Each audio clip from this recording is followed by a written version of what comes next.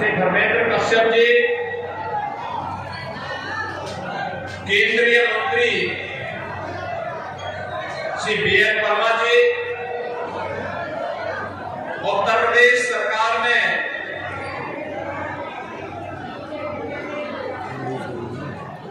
मंत्री, माध्यमिक शिक्षा की मंत्री और जनपद की प्रभारी मंत्री श्रीमती गुलाब देवी जी, विधान परिषद सदस्य और क्षेत्र के प्रभारी श्री संतोष सिंह जी, दिनेश शर्मा जी, डीपी भारती जी, जिला अध्यक्ष राजीव गुप्ता जी, जिला अध्यक्ष संपत से हरेंद्र चौधरी जी, सांसद श्रीमती संघमित्रा मौर्य जी, जिला पंचायत अध्यक्ष श्रीमती वर्षा यादव जी, विधान परिषद सदस्य श्री राकेश राठक जी, माननीय विधायकगण श्री महेश गुप्ता जी, राजीव कुमार सिंह जी, हरीश साक्य जी, कुंवर महाराज सिंह जी, हमारे पूर्व और वर्तमान के सभी माननीय जनप्रतिनिधिगण, बदायूं जनपद से जुड़े हुए मेरे सभी उपस्थित बहनों और भाइयों, ऋषि मुनियों और वेदों की इस पावन धरा को कोटि कोटि नमन करते हुए मैं आप सबका इस प्रबुद्ध सम्मेलन में हृदय से स्वागत करता हूं, अभिनंदन करता हूं।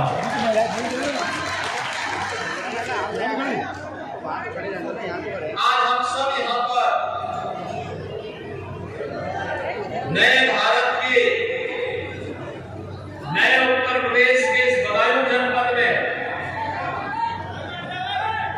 2024 के लोकसभा चुनाव की तैयारी की दृष्टि से भारतीय जनता पार्टी के प्रत्याशियों के समर्थन में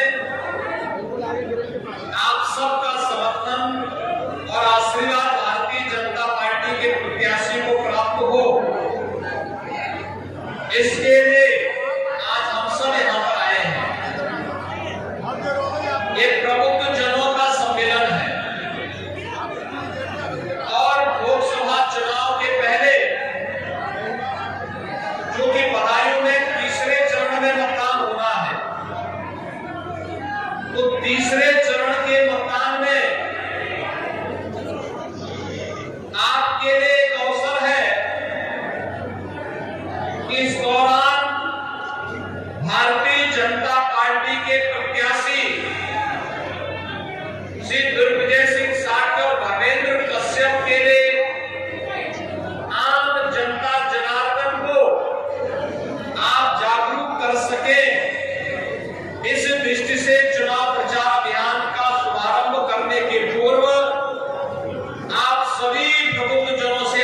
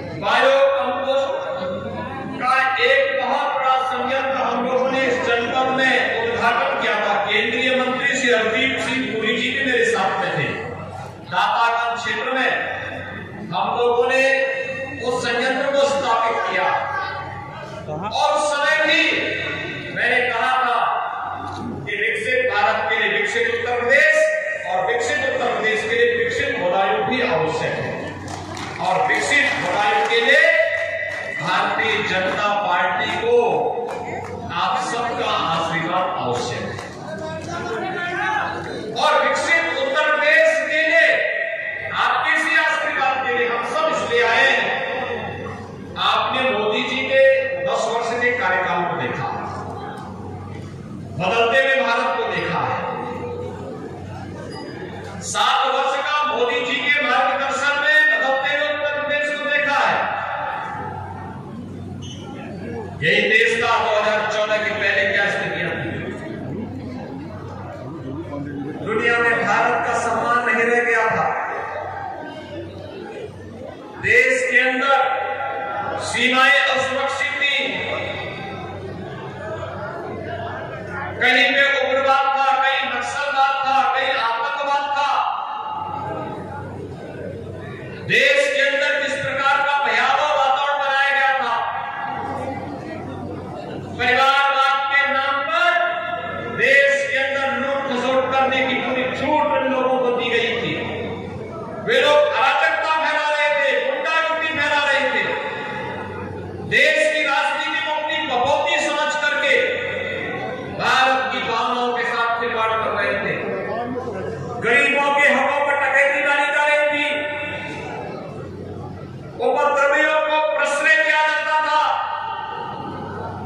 और देश के अंदर जब कोई आस्थावान राम जन्मभूमि के बारे में कहता था, उस पे लाठी डंडों से प्रहार करके उसकी भूख को, उसकी आवाज को बंद करने का काम होता था।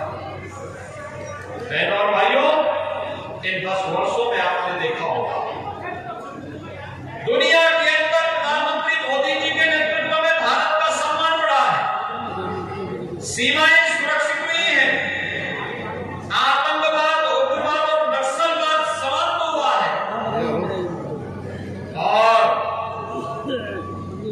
गरीबों को योजनाओं का लाभ मिलना प्रारंभ हुआ है।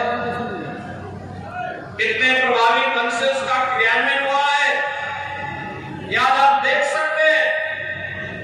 हर गरीब को राशन मिल रहा है, 5 लाख रुपए की स्वास्थ्य बीमा का कवर मिल रहा है, आवास की योजनाएं मिल रही है, उज्ज्वला योजना का लाभ मिल रहा है, विद्युत के फ्री में कनेक्शन मिल रहे हैं।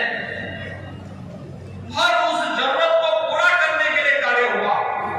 तो इंफ्रास्ट्रक्चर के भी बड़े बड़े कार्य हुए हैं, हाईवे, रेलवे,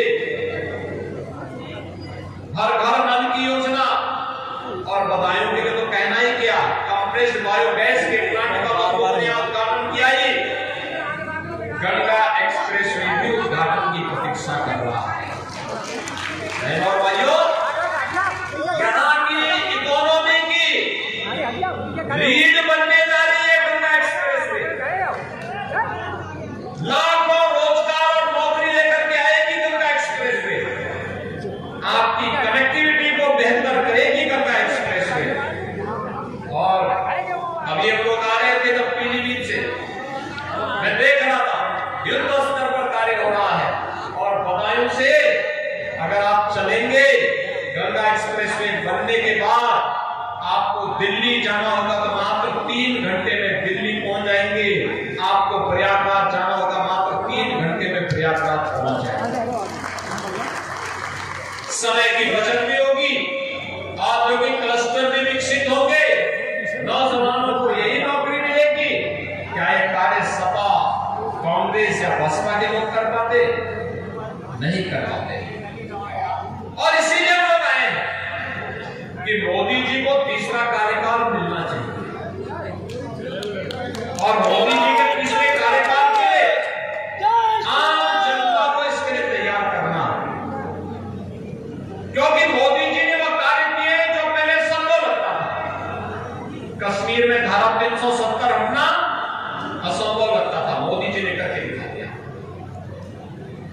3 तलाक की प्रथा पर रोक लगाना यह संभव लगता था, मोदी जी ने संभव करके दिखा दिया। लोग कहते थे अयोध्या में राम मंदिर कैसे बन पाएगा, वो अभी करके दिखा दे। अयोध्या में भगवान राम लला फिर से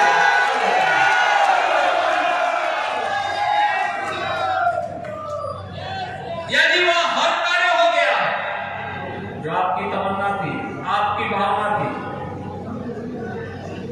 देश की भावना जिसके साथ जुड़ी हुई थी, आज अयोध्या के लिए देश और दुनिया आने के लिए तरस रहा है। बहनों और भाइयों, यह परिवर्तन, और इस परिवर्तन के बाद है देश के लोकप्रिय नेता यशस्वी प्रधानमंत्री श्री नरेंद्र मोदी जी। और आज इसीलिए हम सब आपके बीच आए हैं आपसे कहने के लिए कि मोदी जी देश के लिए क्यों आवश्यक है। ये चुनाव जिन मुद्दों पर लड़ा जाने वाला है, वे तथ्य आपके सामने बहुत स्पष्ट हैं। क्योंकि चुनाव मात्र चुनाव नहीं है, ये चुनाव है फैमिली फर्स्ट के नेशन फर्स्ट। राष्ट्र हमारे लिए सर्वोच्च प्राथमिकता का विषय होगा। हर चेहरे पर खुशहाली होगी, हर नागरिक के जीवन में खुशहाली होगी। यह चुनाव फैमिली फर्स्ट बनाम नेशन फर्स्ट के बीच का, यह चुनाव माफिया राज बनाम कानून के राज का होगा।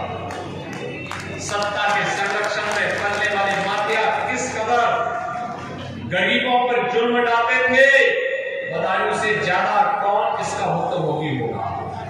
लेकिन आज आप देख रहे होंगे कि उत्तर प्रदेश में जनता है चुस्त दुरुस्त और माफिया है पस्त। ये आप देख रहे होंगे उत्तर प्रदेश के अंदर।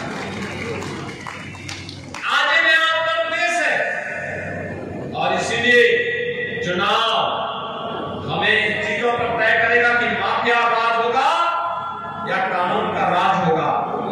भ्रष्टाचार बनाम जीरो टॉलरेंस पर चुनाव होगा। चुनाव एक तरफ भ्रष्टाचारी होंगे और दूसरी तरफ देश के लिए कार्य करने वाले और भ्रष्टाचारियों के प्रति जीरो टॉलरेंस की नीति के तहत कार्य करने वाली भारतीय जनता पार्टी होगी। तुष्टीकरण बनाम आम जनता की संतुष्टि का। एक तरफ चेहरा देख करके योजनाओं का लाभ बांटने वाले लोग हैं और दूसरी तरफ देश की संतुष्टि का आधार रखने वाले हर गरीब को, हर किसान को, हर नौजवान को, हर महिला को, समाज के हर तबके को योजना का लाभ मिले। सबका साथ और सबका विकास का भाव जमीनी धरातल पर दिखाई दे, जो मोदी जी ने 10 वर्ष के अपने कार्यकाल के दौरान किया है, इसके बीच होगा। और यह चुनाव स्वार्थ के परिवार और मोदी के परिवार के बीच होगा। स्वार्थ के परिवार आप जानते हैं, समाजवादी पार्टी एक परिवार की पार्टी, कांग्रेस एक परिवार की पार्टी, लेकिन मोदी जी का परिवार तो भारत के 140 करोड़ की भारत है। 140 करोड़ का भारत ही मोदी जी का परिवार है। और इसलिए चुनाव इन परिवार वालों के बीच और मोदी जी के परिवार के बीच में होने जा रहा है। यह चुनाव भाइयों बहनों जातिवाद बनाम गरीब कल्याण का भी होगा। एक तरफ वे लोग हैं जो जाति के नाम पे सामाजिक ताने बाने को छिन्न भिन्न कर रहे हैं और दूसरी तरफ मोदी जी के नेतृत्व है जिसमें हर गरीब को बिना भेदभाव की योजनाओं का लाभ मिल रहा है। मोदी की गारंटी आपने देखी होगी। इन 10 वर्षों में जिस प्रभावी ढंग से जमीनी धरातल पर उतरी है, उसका लाभ जिस तरीके से मिला है। लोग कहते हैं मोदी की गारंटी क्या है? हम कहते हैं 12 करोड़ अन्नदाता किसान को प्रधानमंत्री किसान सम्मान निधि का लाभ मिलना, ये मोदी की गारंटी है। 4 करोड़ गरीबों को सिर ढकने के लिए छत मिल जाना, ये मोदी की गारंटी है। 80 करोड़ गरीबों को फ्री में राशन की सौगात मिलना, ये मोदी की गारंटी है। 10 करोड़ महिलाओं को फ्री में उज्ज्वला योजना का रसोई गैस का सिलेंडर मिलना, ये मोदी की गारंटी है। 12 करोड़ परिवारों को यानी 60 करोड़ लोगों को 5 लाख रुपए की स्वास्थ्य बीमा का कवर मिलना,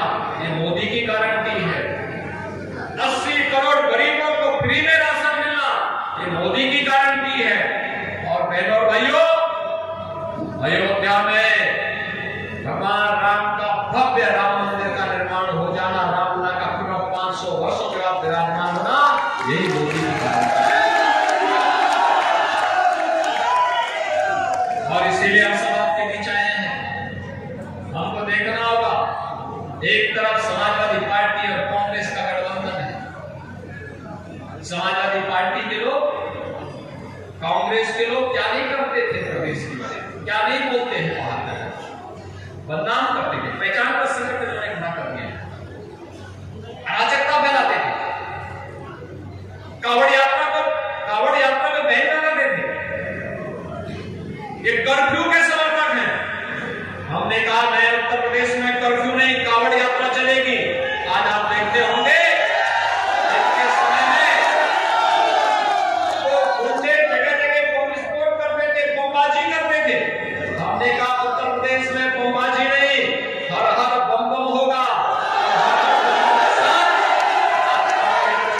देश के प्रतिबद्ध उत्तर प्रदेश की एक नई तस्वीर को प्रस्तुत किया जाता है।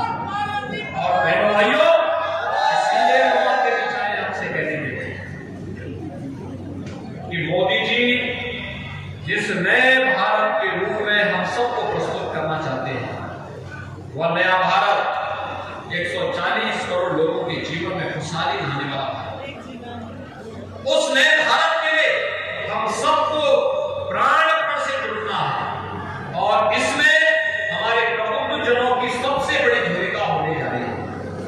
हमारा प्रबुद्ध जन जिस प्रभावी तरीके से इस कैंपेन को अपने हाथों में लेगा, कैंपेन के रूप में आपको कार्य करना है, एक एक व्यक्ति को मतदान के लिए प्रेरित करना है। तीसरे चरण में यहाँ मतदान है, तब तक हो सकता है मौसम और कुछ गर्म हो, लेकिन हमें उसकी चिंता नहीं करनी है। सर्दी हो, गर्मी हो, बरसात हो, कोई भी मौसम हो, हमें इसकी चिंता नहीं करनी है।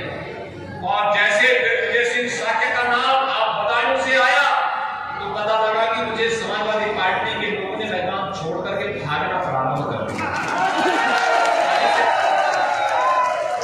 एक प्रत्याशी आया वो भाग गए, अब दूसरे भी आकर के भागने की तैयारी में फिर। और इसके भाइयों मैं आपसे कहने के लिए आया हूं, दिग्विजय सिंह साक्य एक सामान्य किसान परिवार से जुड़ा हुआ नौजवान, भारतीय जनता पार्टी के क्षेत्रीय अध्यक्ष के रूप में लगातार कार्य कर रहा है। जिस दिन उनके नाम की घोषणा हुई उस दिन भी उसको पता नहीं था कि मुझे चुनाव लड़ा, तो बहरहाल मैं चुनाव लड़ा रहा हूं। हमने कहा भैया चुनाव लड़ने की तैयारी हो जाओ, और आज चुनाव लड़ाने के लिए हम लोग चुनाव लड़ने के लिए आए हैं। अब तक ब्रज क्षेत्र में एक एक भाजपा के प्रत्याशियों और सहयोगी दलों के प्रत्याशियों को चुनाव लड़ा रहा था, और आज स्वयं चुनाव मैदान में आपके बीच में आकर के ताल ठोक करके खड़ा हो गया। भाइयों आप सबकी जिम्मेदारी बनती है बदायूं के विकास के लिए, बदायूं को विकसित बदायूं बनाने के लिए, इसको फिर से वेदों की धरती बनाने के लिए। राजर्षि भागीरथ की तपोभूमि है बदायूं। मां भागीरथी गंगा को यहीं से लेके आए थे, और आज कोटि कोटि मानवों के उद्धार का कारक मां गंगा मां मैया बनी हुई है। मैं आप सबसे अपील करूंगा, ये हम सबकी जिम्मेदारी बनती है कि हम एक एक जन को जागरूक करें। भारतीय जनता पार्टी के हमारे दोनों प्रत्याशी श्री दिग्विजय सिंह साक्य और श्री धर्मेंद्र कश्यप, ये दोनों प्रत्याशी, एक बदायूं से और दूसरे आंवला से, ये दोनों हमारे प्रत्याशी आपके बीच में आपके आशीर्वाद के आकांक्षी हैं, और आपके आशीर्वाद से जनता जनार्दन के आशीर्वाद के भी आकांक्षी। चुनाव के दौरान प्रत्याशी से अपेक्षा करना कि घर घर आ पाएगा बहुत कठिन होता है। आपको इसके लिए मानसिक रूप से तैयार करना होगा। चुनाव के बाद 5 वर्ष तक हमको खूब घुमाइए, गांव-गांव बुलाइए, घर-घर बुलाइए, लेकिन चुनाव के दौरान तो आप सबको बदायूं लोकसभा सीट पर स्वयं दिग्विजय सिंह साक्य बनना पड़ेगा, और आंवला लोकसभा सीट पर स्वयं सदस्य बनना पड़ेगा। और इसके लिए मैं आप सभी प्रबुद्ध जनों से, यहाँ पे अधिवक्ता भी हैं, चिकित्सक भी हैं, शिक्षक भी हैं, व्यापार मंडल और उद्यम से जुड़े हुए लोग हैं, यहाँ पर तमाम सामाजिक संगठनों से जुड़े हुए लोग भी हैं, उनके पदाधिकारी भी हैं। आप सबका मैं आह्वान करूंगा, आप अभी से अपनी टोली बना करके विधानसभा स्तर पर एक गांव और एक पंचायत स्तर पर जाकर के आम जनमानस को इसके लिए तैयार करेंगे। इस विश्वास के साथ मैं आप सबका आह्वान करूंगा कि भारतीय जनता पार्टी के दोनों प्रत्याशियों को भारी बहुमत से विजयी बना करके प्रधानमंत्री मोदी जी को तीसरा कार्यकाल दीजिए और मोदी जी के नेतृत्व में पहले 3 वर्ष में भारत दुनिया की तीसरी बड़ी अर्थव्यवस्था बनेगा। हर भारतीय के चेहरे पर खुशहाली आएगी, हर भारत की इनकम बढ़ेगी, हर भारतवासी और उसका भविष्य खुशहाल होगा। इस विश्वास के साथ मैं आप सबको वासंतिक नवरात्रि और रामनवमी की अभी से अपनी मंगल में शुभकामनाएं देता हूं।